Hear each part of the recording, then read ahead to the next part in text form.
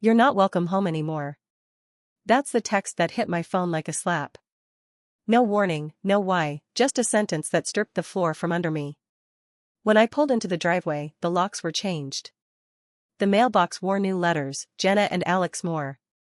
My things sat in the garage like abandoned luggage, half-torn boxes, and a trash bag that used to be my winter coat. I'm Morgan Reed, 30, a regional manager, the type who pays bills and fixes leaks, not someone who makes scenes. That night I stood outside a house I'd helped carry on my back and realized I'd paid $72,000 to be erased from the caption. Have you ever been locked out of something you built with your own hands? I kept my key anyway. Not to beg, just to remember I had one.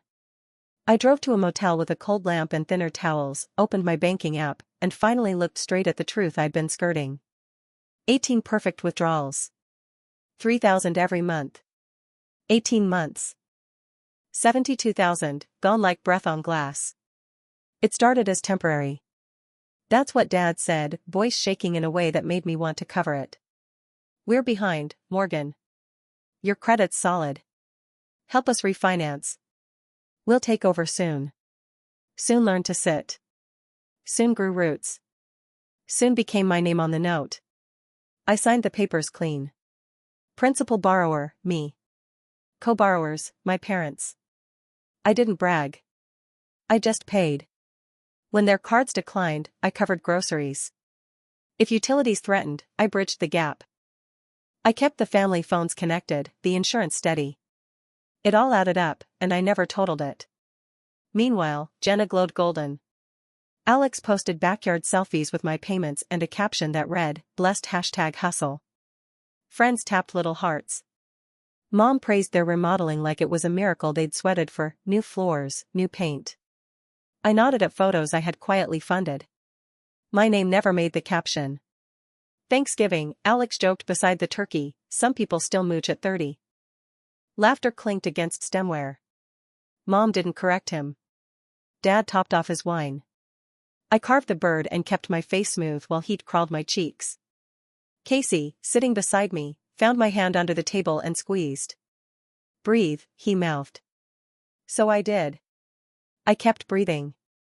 I kept paying. Every family has a script. Mine cast me as the backup, reliable daughter, good credit, quiet spine. When I asked for fairness, Dad recited duty. Family steps up, Morgan. When I asked for thanks, Mom smiled thin. Don't keep score, sweetheart. But the bank kept score. The ledger didn't blink. Receipts don't lie. People do. In that motel, the math hurt, not just the money, but the pattern.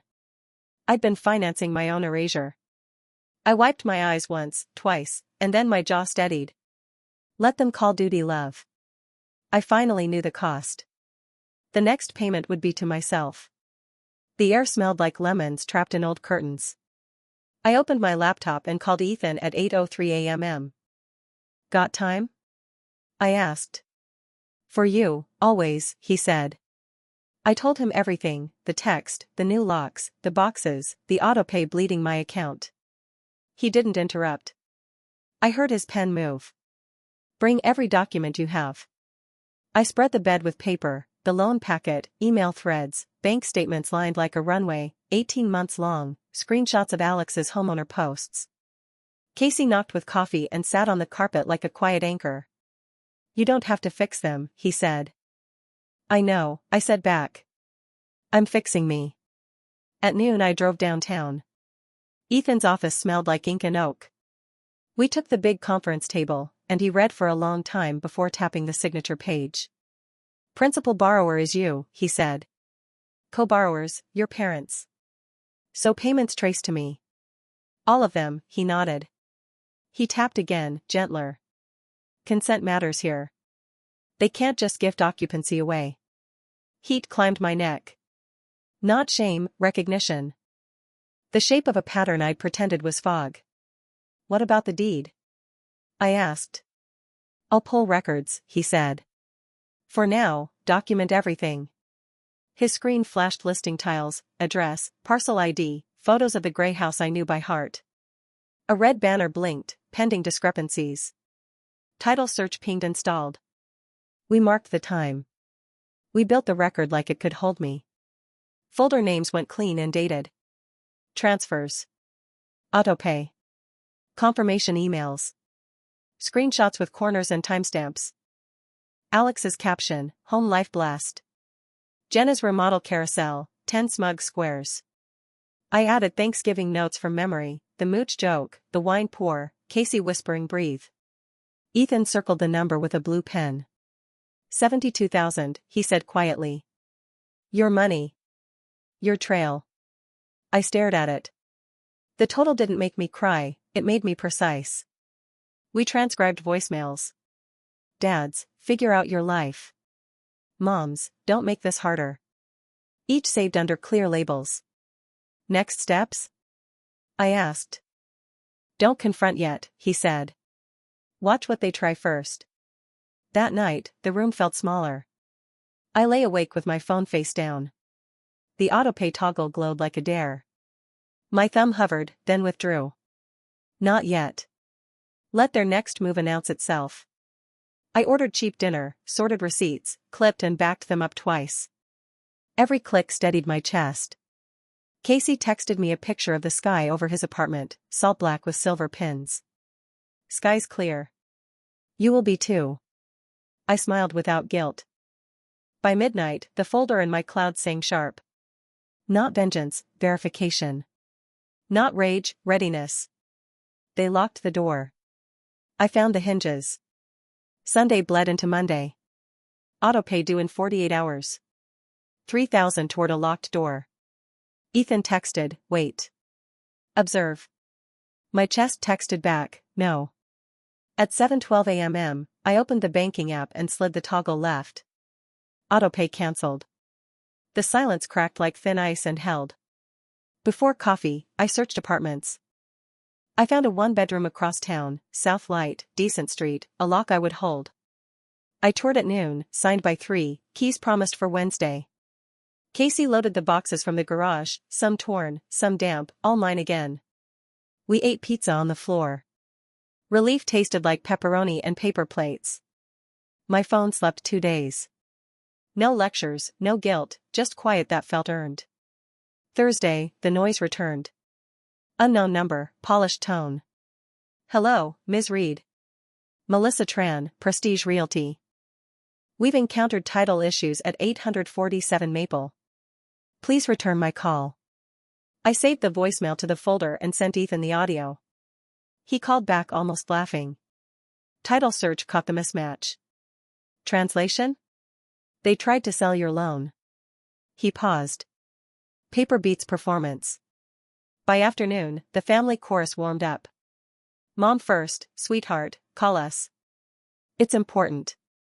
Then Dad, this has gone far enough. Finally Jenna, are you messing with the house? I brewed tea and watched the steam find its shape. Messing? No. I'd simply stopped cleaning theirs. Friday, Melissa called again. Ms. Reed, buyers are spooked. We need clarity about responsibility. I texted Ethan, proceed. He drafted a tidy email with the subject line primary borrower confirmation and attachments stacked like dominoes, payments, signatures, dates. He CC'd Melissa. He did not CC my family.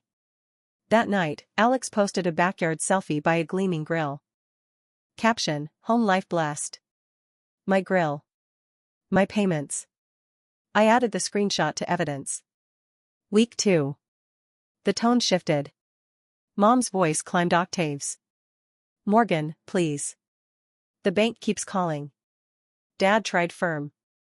You're embarrassing us. Jenna tried soft. Can we talk? Just us. I didn't reply. I folded towels slowly and hung a picture level. My wall. My nail. Melissa left one more voicemail, deal may collapse without resolution. I forwarded it to Ethan. He answered with 3 words, let it collapse. Saturday, I walked my new block and counted porches. A dog barked at leaves, not me. That felt like grace. Sunday morning, the group text erupted, cousins and aunts I hadn't seen in years, guilt by copy-paste. I silenced the thread and pinned a note above my desk, you can't owe what you never owned. By evening, Dad finally admitted it. We need you to resume payments. I stared at his message and typed carefully, you changed the locks, remember? Sent. Muted. Monday, the listing updated, temporarily off market, financing issues. Ethan screenshotted the MLS banner. House of Cards, he wrote. House of Records, I answered. I watered the plant on my sill and let the sun warm a square of white paint. Everything simple felt sacred. I wasn't making trouble. I was ending it. No more deposits into lies. My boundary clears instantly. Mom texted for coffee. Just talk. 10 minutes. Ethan wrote back, observe. Don't concede. Casey squeezed my shoulder. I'm nearby if you need me. The diner smelled like syrup and worry. They arrived 8 minutes late. Dad drained his water like a ritual. Mom's smile was tissue thin. Jenna slid in last, glowing. No Alex. Small mercy. No one spoke first. I let the silence earn interest. Dad cleared his throat. There's been confusion about the house. We didn't realize you were paying. 18 months. 3,000 monthly, I said. Mom rushed in. We thought your father handled it. Jenna's eyes were pink. They said the house was ours. A gift. You can't gift what you don't own, I said. Show me your deed. Jenna stiffened. We put our savings into renovations. Show receipts, I said. Show a closing. Mom tried the softer blade. Your sister needs stability. You changed the locks, I said. You picked a nursery over a daughter. Dad leaned in, jaw tight. Be reasonable. Don't ruin us. You tried to sell a loan, I said, to strangers, while I paid it.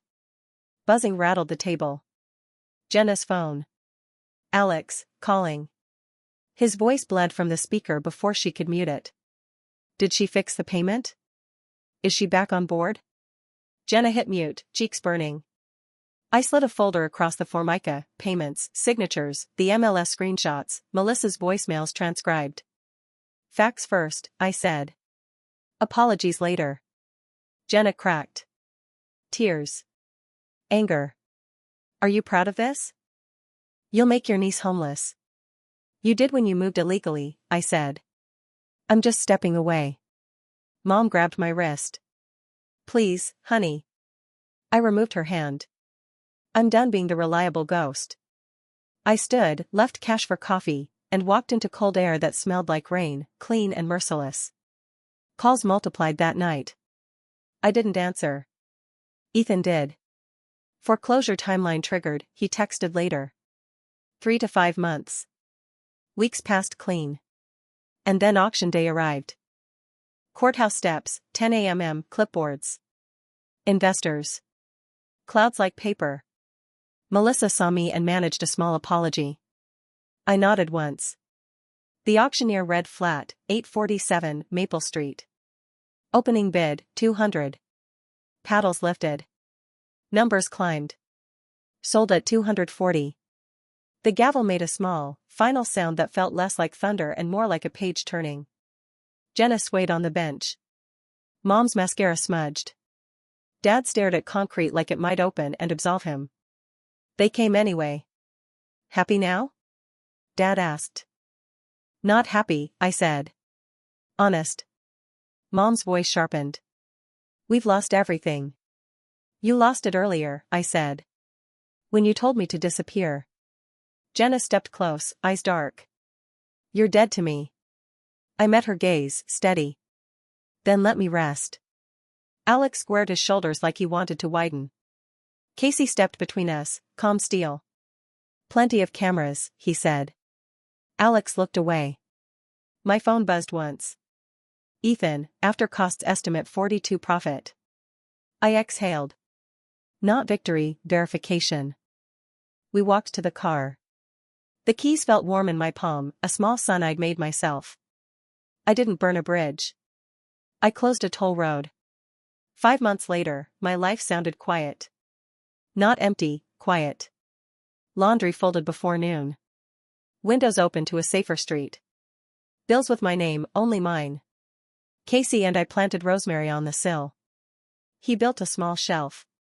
We argued about paint and then laughed, which felt like practicing forever. An unknown number rang.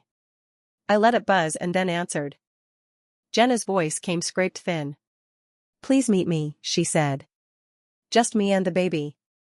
The diner was half empty, moonlight soft. She sat with a carrier at her side. A little girl slept under a pink hat. This is Hope, Jenna whispered. She's 4 months. I looked. She was warm and breathing and perfect in the way sleeping babies are, certain the world will hold them. My chest tightened, not from guilt, but from memory, what I wanted family to be. What it never was for me. Jenna told me everything. Bad apartment. Alex working nights. Our parents moved to Florida without a goodbye. Can you help with a deposit? I sipped my water. I won't rebuild what broke me. She cried quietly. I slid 2 20s for lunch. Use this today, I said. Use honesty tomorrow. Outside, the air smelled like rain again. I texted Casey, coming home. He replied with a heart and a question mark. I sent a photo of our porch light. Home is a small, steady glow. That night, we planned dates at the kitchen table. A simple wedding. Backyard vows. I traced the fence line with my finger and smiled. Maybe a dog. Maybe a child someday. But never a house without my name. I don't hate them. Hate is just another leash. I simply don't feed the story anymore. If they call, I wish them luck. If they blame me, I let it echo out where it can't find me. I built something that doesn't need anyone's permission. I kept the key this time. It fits.